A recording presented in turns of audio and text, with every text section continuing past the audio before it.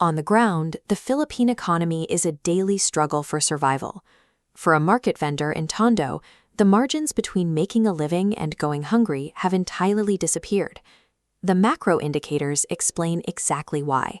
The country's GDP growth and foreign investments are actively plummeting. At the exact same time, national unemployment and the price of basic commodities are moving in the opposite direction. We are now at a point where the local currency has breached a critical threshold, with the exchange rate pushing past 60 Philippine pesos for a single US dollar.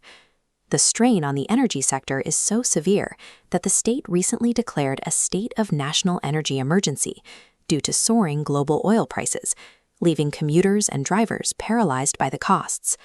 Yet, if you look at the national ledger, you will find a strange paradox.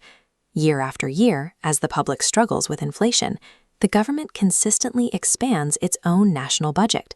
The state is actively inflating its own financial reserves, while the very citizens funding it grow poorer by the day.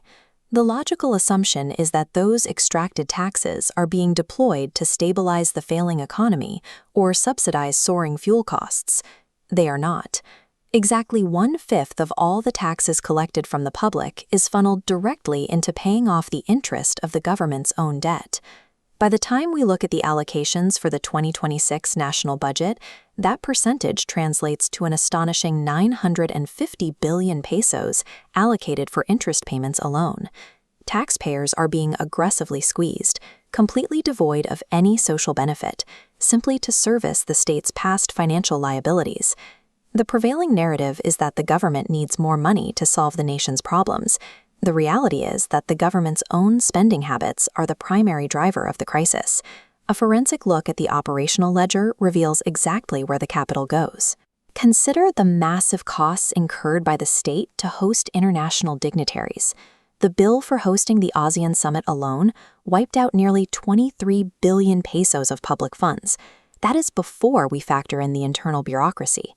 The state maintains separate, highly inflated budgets dedicated entirely to government travel and representation expenses. Those two categories cost the public 28 billion pesos for travel and an additional 14 billion pesos just for representation.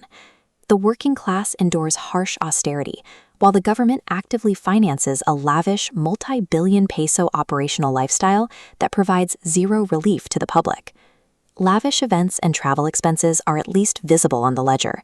The more concerning problem lies in the billions of pesos hidden behind a wall of state secrecy.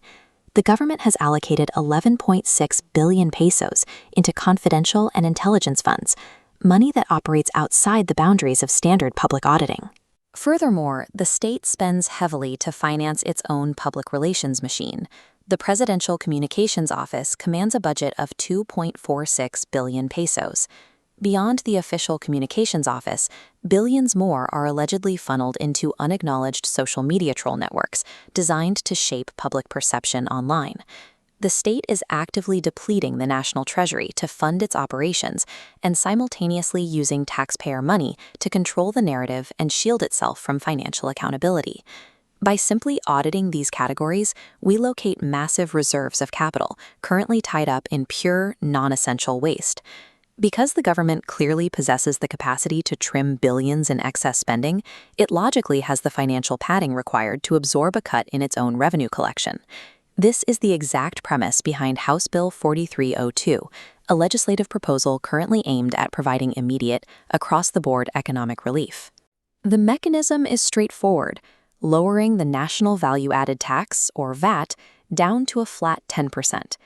Cutting the consumption tax by 2% immediately reduces the daily cost of basic commodities and fuel at the register, directly alleviating the pressure on the working class. The nation is looking at a strict mathematical choice. It can either sustain a bloated, wasteful state apparatus, or it can sustain its struggling citizens. It cannot afford both.